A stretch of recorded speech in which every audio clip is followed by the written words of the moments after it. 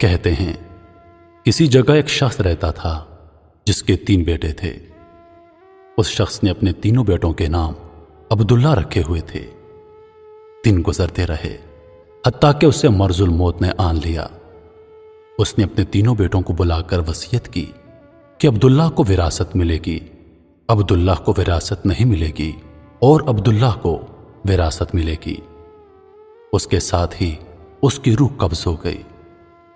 وہ خود تو فوت ہو گیا مگر اپنے بیٹوں کو حیرت میں ڈال گیا کہ کیسے فیصلہ کریں کہ کن 2 عبداللہ کو وراثت ملے گی اور کسی ایک کو وراثت نہیں ملے گی۔ تینوں بھائیوں نے فیصلہ کیا کہ شہر جا کر قاضی سے اپنا مسئلہ بیان کریں اور ان سے کوئی حل مانگیں۔ تینوں بھائی شہر کے لیے سفر پر روانہ ہو گئے۔ راستے میں انہوں نے ایک ایسے آدمی کو دیکھا جو اپنی کسی گم شدہ چیز کو تلاش کرتا پھر رہا تھا۔ ان بھائیوں کے پوچھنے پر اس نے بتایا کہ اس کی ایک اونٹنی گم ہو گئی ہے جسے وہ تلاش کرتا پھر رہا ہے۔ ایک عبداللہ نے پوچھا، کیا تیری اونٹنی ایک آنکھ سے کانی تھی؟ اس آدمی نے کہا، ہاں ایسا ہی تھا۔ دوسرے عبداللہ نے پوچھا، کیا تیری اونٹنی ایک ٹانگ سے لنگڑی تھی؟ اس آدمی نے جلدی سے کہا، بالکل صحیح، میری اونٹنی واقعی ہی ایک ٹانگ سے لنگڑی تھی۔ تیسرے عبداللہ نے اونٹنی کے مالک سے پوچھا، کیا تیری اونٹنی کی دم کٹی ہوئی تھی؟ تو اس نے خوشی سے کہا، بالکل ٹھیک، میری اونٹنی کی دم کٹی ہوئی تھی، بس جلدی سے بتا دو میری اونٹنی کہاں ہے؟ تینوں عبداللہ نے مل کر جواب دیا، با خدا ہمیں آپ کی اونٹنی کے بارے میں کوئی علم نہیں، ہم نے اسے نہیں دیکھا۔ اونٹنی کا مالک ان کی یہ بات سن کر غصے سے پاگل ہو گیا۔ اس نے فیصلہ کیا کہ ان تینوں کو کھینچ کر قاضی کے پاس لے جائے گا۔ اسے پورا یقین تھا کہ اس کی اونٹنی کو یہ تینوں ذبح کر کے کھا چکے ہیں اور اب اپنے جرم کو چھپانے کے لیے جھوٹ بول رہے ہیں۔ اونٹنی والے نے جب تینوں کو اپنا ارادہ بتایا تو انہوں نے کہا، ہمیں کوئی اعتراض نہیں کیونکہ ہم خود بھی قاضی کے پاس جا رہے ہیں۔ جب یہ چاروں لوگ قاضی کے پاس پہنچے تو اونٹنی والے آدمی نے قاضی سے اپنا قصہ بیان کیا۔ قاضی نے ان تینوں سے کہا، جس طرح تم تینوں نے اونٹنی کی نشانیاں بتائی ہیں اس کا ایک ہی نتیجہ نکلتا ہے کہ اونٹنی تم تینوں کے پاس ہے۔ بہتر ہے کہ تم اپنے جرم کا اعتراف کر لو۔ پہلے نے کہا، جناب اعلیٰ ہم نے اونٹنی کو نہیں دیکھا، ہاں البتہ اونٹنی کے آثار ضرور دیکھے تھے۔ جب میں نے اسے کہا کہ تیری اونٹنی ایک آنکھ سے کانی ہے تو میں نے دیکھا تھا کہ راستے کا ایک طرف کا گھاس تو خوب چرا ہوا تھا مگر دوسری طرف کا گھاس ویسے ہی موجود تھا۔ اس کا ایک ہی مطلب تھا کہ اس آدمی کی اونٹنی ایک آنکھ سے کانی ہوگی۔ دوسرے عبداللہ نے کہا، میں نے دیکھا تھا کہ راستے میں 3 قدم تو گہرے لگے ہوئے تھے جبکہ چوتھا قدم زمین پر معمولی پڑا ہوا تھا، جس کا مطلب بس اتنا بنتا تھا کہ یہ جانور لنگڑا بھی تھا۔ تیسرے عبداللہ نے کہا، اونٹ جب راہ چلتے ہوئے اپنا گوبر گراتے ہیں تو دم سے ادھر ادھر بکھیرتے ہیں، جبکہ جس راہ سے ہم آئے تھے وہاں پر گوبر ایک ہی لائن میں سیدھا گرا ہوا تھا، جس کا ایک ہی مطلب ہو سکتا تھا کہ اونٹنی کی دم کٹی ہوئی ہے جو اپنا گوبر دائیں بائیں پھیلا نہیں سکتی۔ قاضی نے بغیر کسی دیر کے اس آدمی کی طرف دیکھا اور کہا، تم جا سکتے ہو، تمہاری اونٹنی ان لوگوں کے پاس نہیں اور نہ ہی انہوں نے اسے دیکھا ہے۔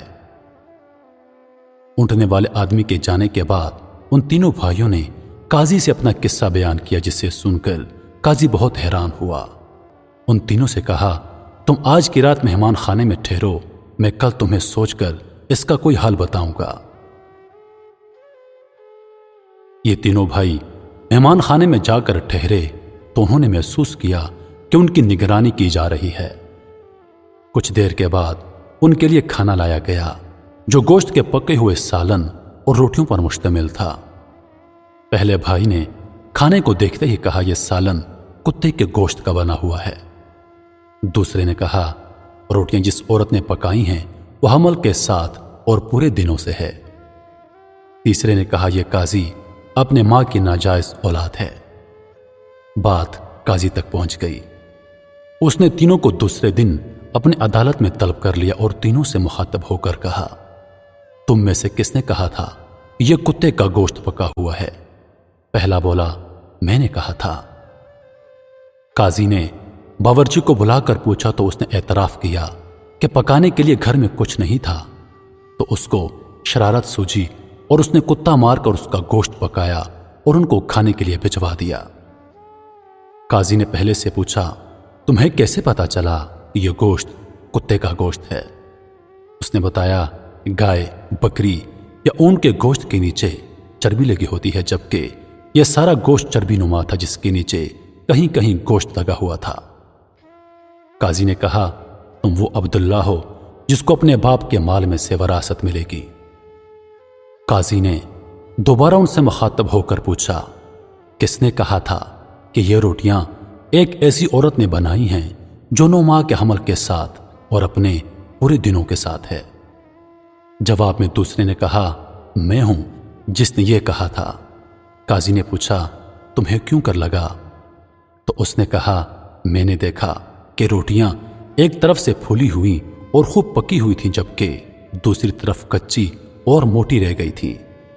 میں نے اس سے یہی نتیجہ اخذ کیا کہ روٹیاں بنانے والی ایک ایسی خاتون ہے جس سے تکلیف کے مارے زیادہ جھکا نہیں جا رہا اور وہ سامنے کی چیز بھی نہیں دیکھ پا رہی، جس کا مطلب یہی بنتا تھا کہ عورت حاملہ ہے اور روٹیاں بنانے میں تکلیف محسوس کرتی رہی ہے۔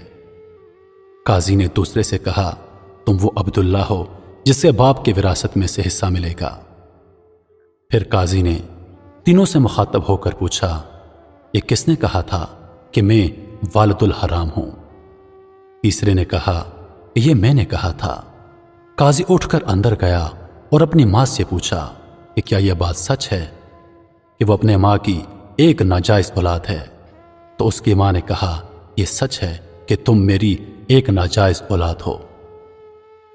قاضی نے واپس آ کر اس تیسرے عبداللہ سے پوچھا، تمہیں کیوں کر معلوم ہوا کہ میں اپنی والدہ کی ایک ناجائز اولاد ہوں؟ اس نے جواب دیا، اگر تم حلالی ہوتے تو مہمان خانے میں ہم پر نگران مقرر نہ کرتے، نہ ہی کتے کا گوشت پکوا کر ہمیں کھلاتے اور نہ ہی کچی روٹیاں کسی مظلوم عورت سے بنوا کر ہمیں کھلواتے۔ قاضی نے اسے مخاطب کرتے ہوئے کہا، تم وہ عبداللہ ہو جسے اس کے باپ کے مال میں سے ورثہ نہیں ملے گا۔ تیسرے نے حیرت کے ساتھ قاضی کو دیکھا اور پوچھا، مگر ایسا کیوں؟ قاضی نے کہا، کیونکہ ایک ناجائز اولاد ہی دوسرے ولد الحرام کو ٹھیک ٹھیک پہچان سکتی ہے، اور تم بھی میری طرح ایک ناجائز اولاد ہو۔